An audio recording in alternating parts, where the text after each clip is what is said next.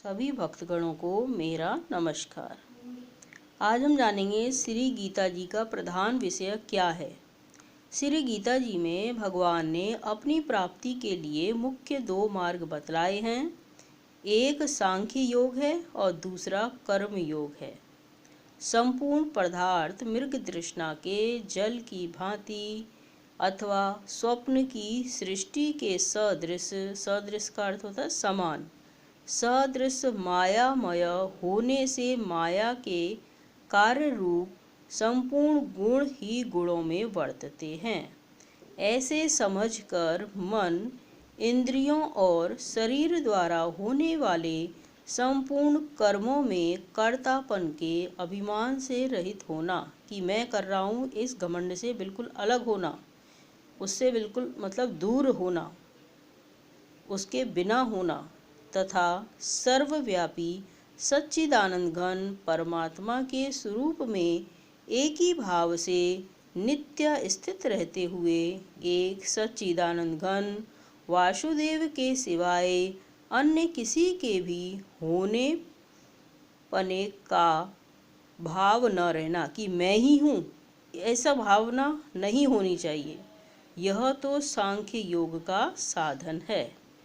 और दूसरा साधन बताया उन्होंने कर्मयोग, जिसके तहत वे कहते हैं सब कुछ भगवान का समझकर सिद्धि असिद्धि में समत्व भाव रखते हुए आसक्ति और फल की इच्छा का त्याग कर भगवता ज्ञानानुसार केवल भगवान के ही लिए सब कर्मों का आचरण करना तथा श्रद्धा भक्ति पूर्वक मन, वाणी और शरीर से सब प्रकार भगवान के शरण होकर नाम, गुण और प्रभाव सहित उनके स्वरूप का निरंतर चिंतन करना, यह कर्मयोग का साधन है।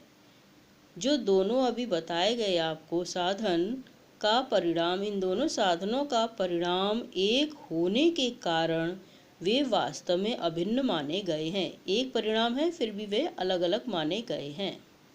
परंतु साधन काल में अधिकारी भेद से दोनों का भेद होने के कारण दोनों मार्ग भिन्न भिन्न बतलाए गए हैं, अलग अलग बताया गया है। अध्याय 3 में श्लोक संख्या 3 में जो ये निर्देश दिए गए हैं अंकों के साथ, वे उनसे संबंधित है, अध्याय और श्लोक संख्या से संबंधित हैं। इसलिए एक पुरुष दोनों मार्गों द्वारा एक काल में नहीं चल सकता। जैसे श्री गंगा जी पर जाने के लिए दो मार्ग होते हुए भी एक मनुष्य दोनों मार्गों द्वारा एक काल में नहीं जा सकता, एक ही समय में नहीं जा सकता। उक्त साधनों में कर्म योग का साधन संन्यास आश्रम में नहीं बन सकता, क्योंकि संन्यास आश्रम में कर्मों का स्वरूप से भी त्याग कहा गया है। और सांख्य योग का साधन सभी आश्रमों में बन सकता है। यदि कहो कि सांख्य योग को भगवान ने संन्यास के नाम से कहा है, इसलिए उसका संन्यास आश्रम में ही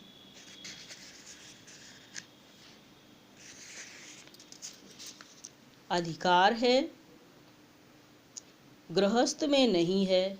यह कहना ठीक नहीं है, क्योंकि दूसरे अध्याय में श्लोक 11 से 30 तक जो सांख्य निष्ठा का उपदेश दिया गया है उसके अनुसार भी भगवान ने जगह जगह अर्जुन को युद्ध करने की योग्यता दिखाई है। यदि गृहस्थ में सांख्य योग का अधिकार ही नहीं होता तो भगवान का इस प्रकार कहना कैसे बन सकता था? वे ऐसा नहीं कह सकते थे।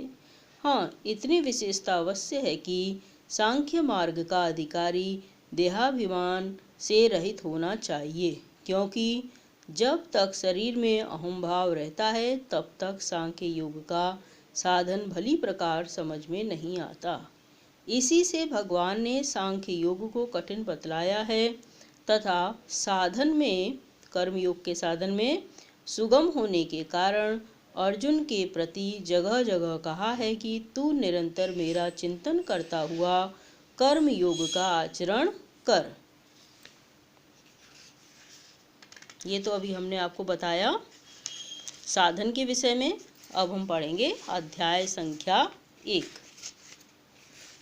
इस तरह जानकारी और अन्य देते रहेंगे। अध्याय 1। ओम श्री परमात्मने नमः। श्रीमद्भगवद्गीता अथ प्रथमोऽध्याय। धृतराष्ट्र उवाच। धर्मक्षेत्रे कुरुक्षेत्रे समवेतायुत्सव मामका पांडवाश्चैव किं कुर्वतः संजय। हे संजय, धृतराष्ट्र बोले, हे संजय, धर्म भूमि कुरुक्षेत्र में एकत्रित युद्ध की इच्छा वाले मेरे और पांडु के पुत्रों ने क्या किया। संजय उवाच। दृष्ट्वा तु पाण्डवानिकं व्यूढं दुर्योधनस्तदा आचार्यमुपसंगम्य राजा वचनं ब्रवीद। संजय बोले, उस समय राजा दुर्योधन ने व्यूह रचना युक्त पांडवों की सेना को देखकर और द्रोणाचार्य के पास जाकर यह वचन कहा। पश्येतां पाण्डुपुत्राणामाचार्य महतीं च मुम व्यूढां द्रुपदपुत्रेण तव शिष्येण धीमता। हे आचार्य, आपके बुद्धिमान शिष्य द्रुपद पुत्र धृष्टद्युम्न द्वारा व्यूहाकार खड़ी की हुई पांडुपुत्रों की इस बड़ी भारी सेना को देखिए।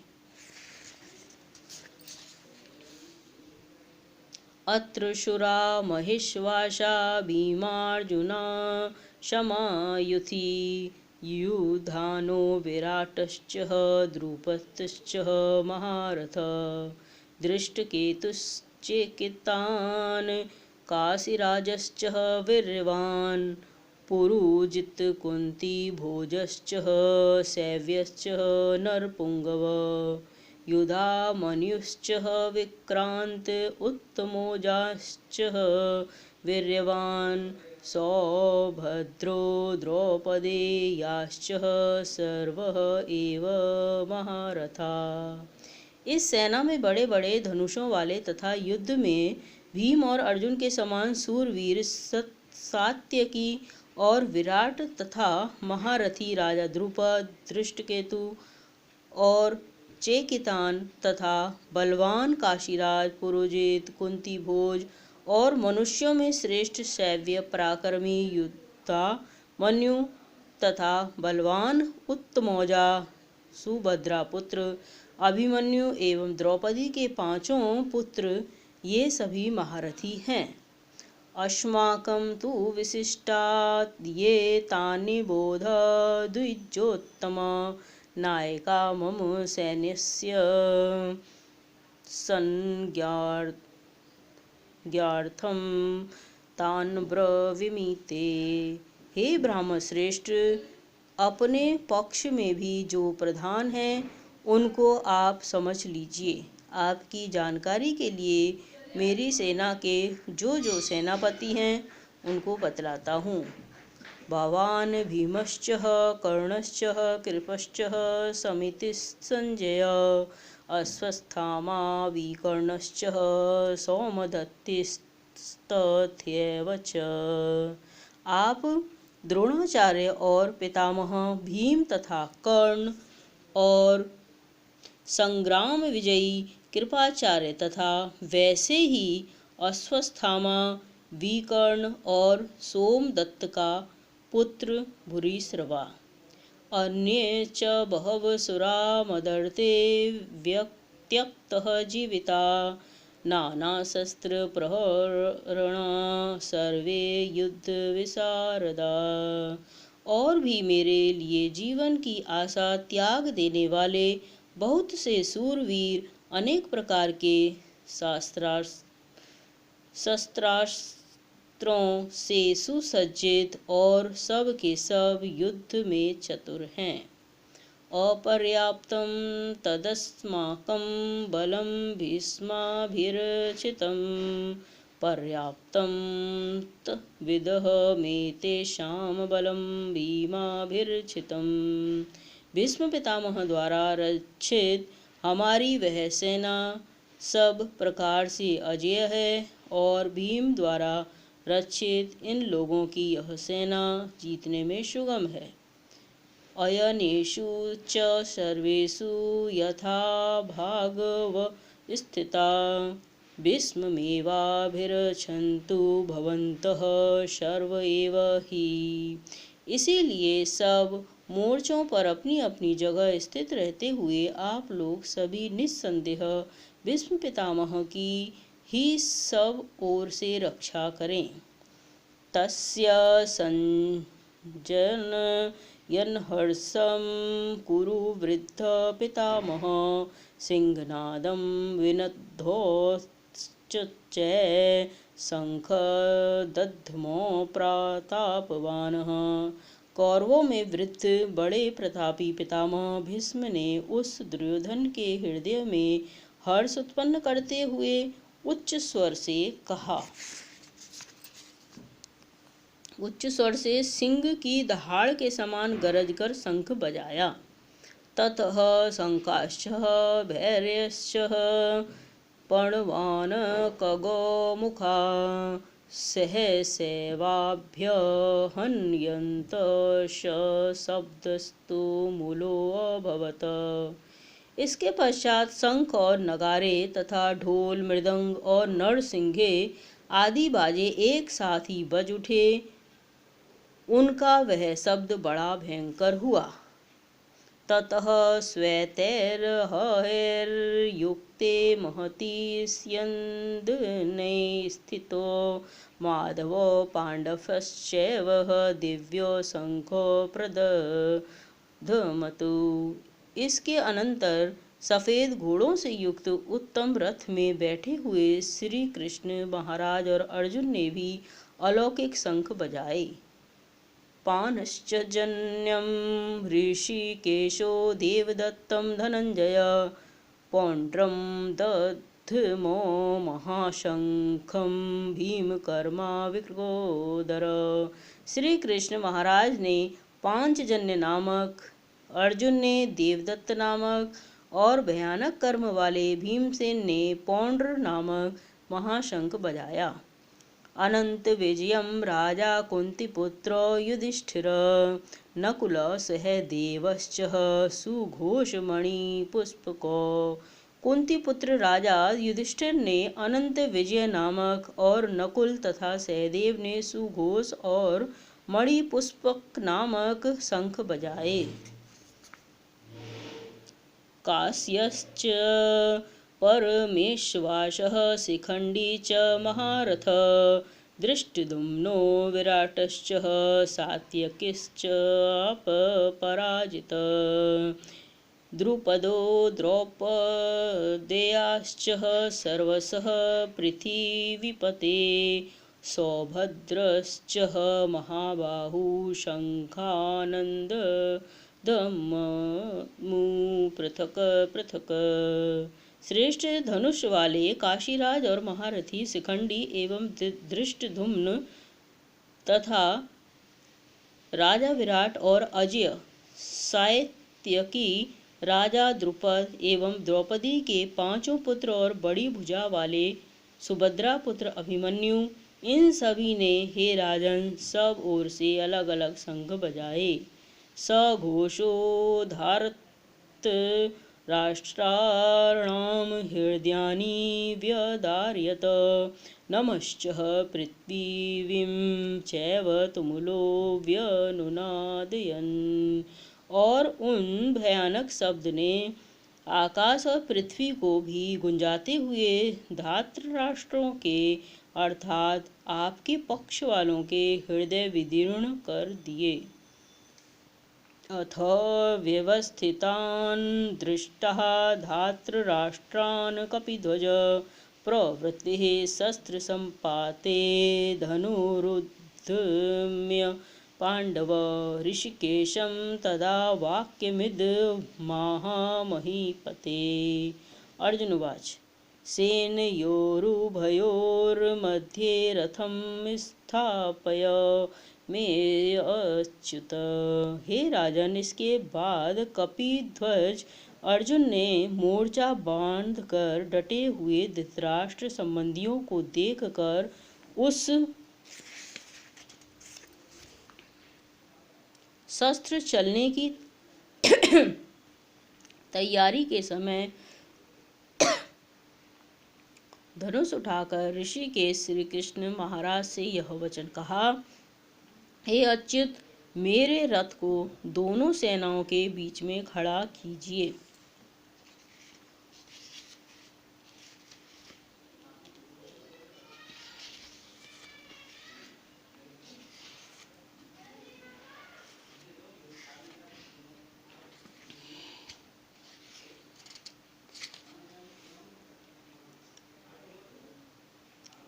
यावदेतान्निरीक्षेऽहं योद्धुकामानवस्थितान् कैर्मया सह योद्धव्यमस्मिन्नः रणसमुद्ध में।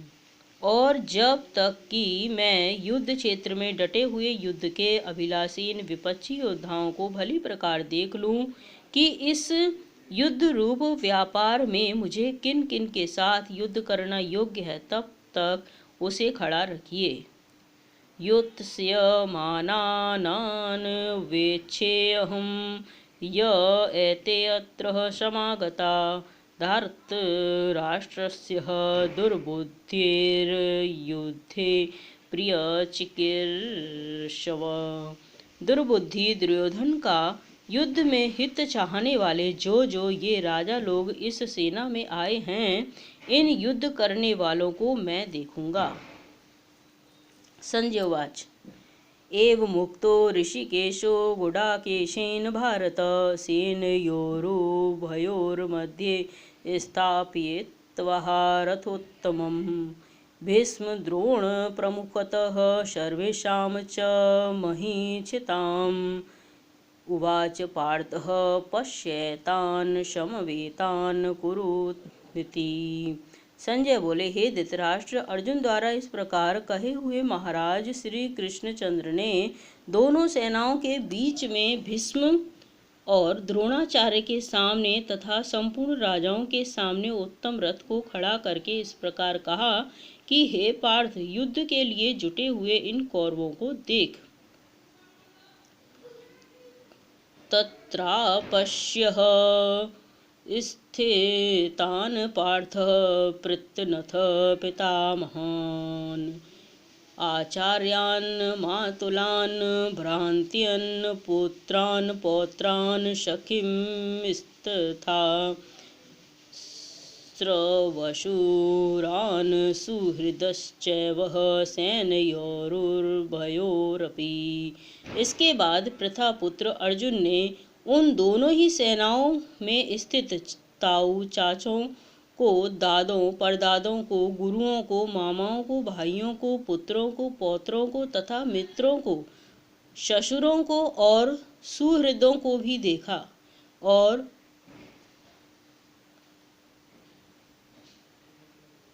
तान् समीक्ष्य स कौन्तेय सर्वान् बन्धून्वस्थितान् कृपया पर्याविष्टो विषीदन्निदब्रवीत्।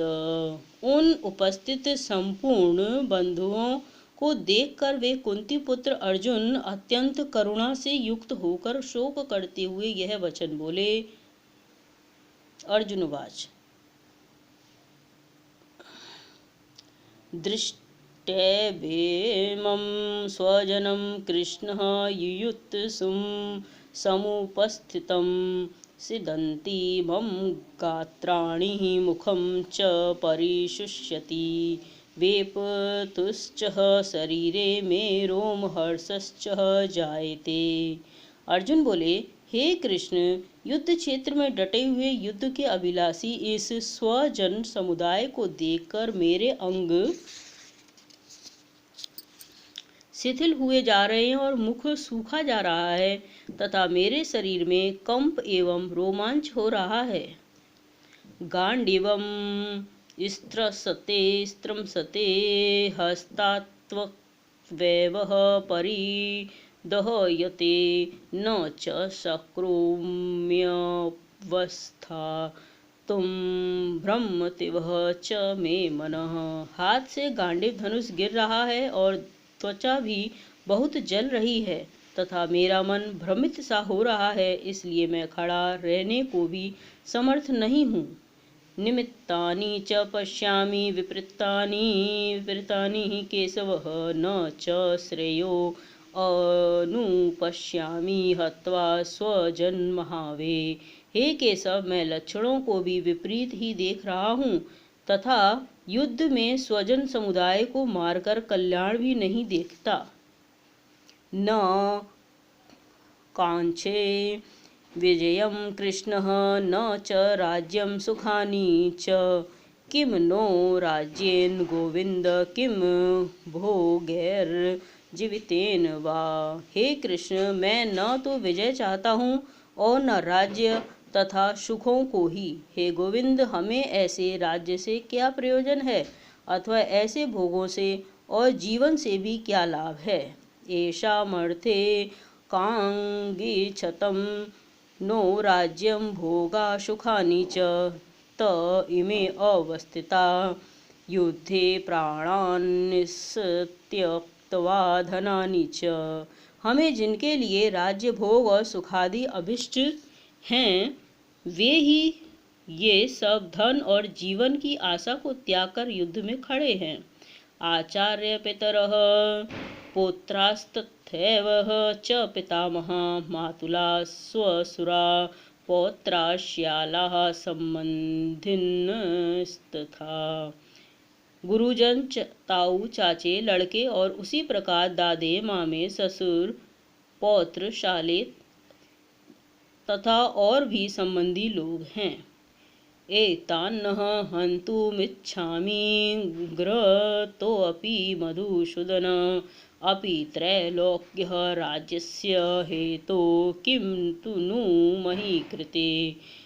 हे मधुसूदन, मुझे मारने पर भी अथवा तीनों लोकों के राज्य के लिए भी मैं इन सबको मारना नहीं चाहता, फिर पृथ्वी के लिए तो कहना ही क्या है।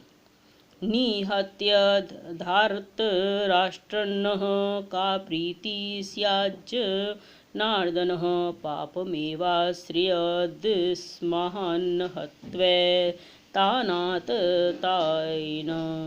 हे जनार्दन, धृतराष्ट्र के पुत्रों को मारकर हमें क्या प्रसन्नता होगी। इन आतताइयों को मारकर तो हमें पाप ही लगेगा।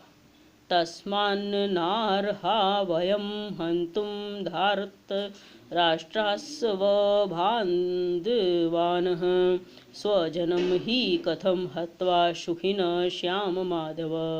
अतएव हे माधव, अपने ही बांधव धृतराष्ट्र के पुत्रों को मारने के लिए हम योग्य नहीं हैं, क्योंकि अपने ही कुटुंब को मारकर हम कैसे सुखी होंगे। यतप्येते न पश्यन्ति लोभोपहतः चेतसः कुलक्षय कृतं दोषं मित्रद्रोहे च पातकं कथं च ज्ञेयस्मामि पापादस्मान्निवर्तितुं कुलक्षय कृतं दोषं प्रपश्यद्भिर्जनार्दनः। यद्यपि लोभ से भ्रष्ट चित्त हुए ये लोग कुल के नाश से उत्पन्न दोष को और मित्रों से विरोध करने में पाप को नहीं देखते, तो भी ये हे जनार्दन, कुल के नाश से उत्पन्न दोष को जानने वाले हम लोगों को इस पाप से हटने के लिए क्यों नहीं विचार करना चाहिए। कुल क्षये प्रणश्यन्ति कुल धर्मा सनातना धर्मे नष्टे कुलं कृतस्नं धर्मो अभिभवत्युत। कुल के नाश से सनातन कुल धर्म नष्ट हो जाते हैं धर्म के नाश हो जाने पर संपूर्ण कुल में पाप भी बहुत फैल जाता है। अधर्माभिर्भवात् कृष्णः प्रदुष्यन्ति कुल स्त्रिय स्त्रीषु दुष्टासु वार्ष्णेय जायते वर्ण संकर। हे कृष्ण, पाप के अधिक बढ़ जाने से कुल की स्त्रियां अत्यंत दूषित हो जाती हैं, और हे वार्ष्णेय, स्त्रियों के दूषित हो जाने पर वर्ण संकर उत्पन्न होता है। संकरो नरकायैव कुलघ्राणाम कुलस्य च पतन्ति पितरोः येषां लुप्त पिंडकोदक क्रिया। वर्ण संकर कुल घातियों को और कुल को नरक में ले जाने के लिए ही होता है। लुप्त हुई पिंड और जल की क्रिया वाले अर्थात श्राद्ध और तर्पण से वंचित इनके पितर लोग भी अधोगति को प्राप्त होते हैं। दोषैरत्रेते कुलघ्राणाम वर्ण संकर कारके उत्साधन्तः जाति धर्मा कुल धर्मा सच्च शाश्वता। इन वर्ण संकर कारक दोषों से कुल घातियों के सनातन कुल धर्म और जाति धर्म नष्ट हो जाते हैं। उत्सन्न कुल धर्माणां मनुष्याणां जनार्दनः नरके अनियतं वासो भवतीत्यनुशुश्रुम। हे जनार्दन, जिनका कुल धर्म नष्ट हो गया है, ऐसे मनुष्यों का अनिश्चित काल तक नरक में वास होता है, ऐसा हम सुनते आए हैं। अहो बतः महत् पापं कर्तुं व्यवसिता वयं यद्राज्य सुख लोभेन हन्तुं स्वजनमूढ़ता।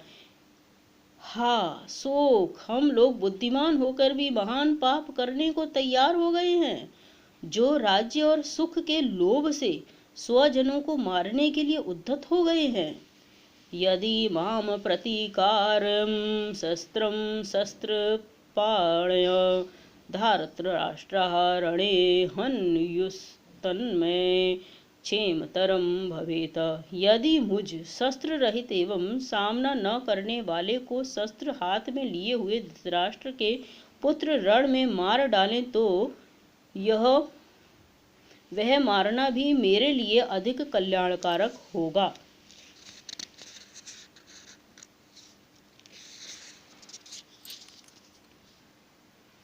एवमुक्त्वा अर्जुन संख्ये रथोपस्थः उपाविशतः विसृज्य सशरं चापं शोक संविघ्न मानसः। संजय बोले, रणभूमि में शोक से उद्विग्न अर्थात बेचैन मन वाले अर्जुन इस प्रकार कहकर बाण सहित धनुष को त्याग कर रथ के पिछले भाग में बैठ गए।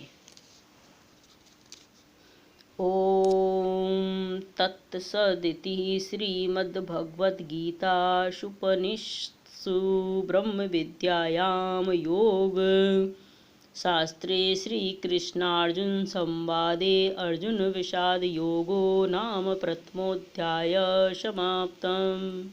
यहाँ तक आपका आज प्रथम अध्याय हुआ। कल हम द्वितीय अध्याय का पाठ करेंगे। नमस्कार।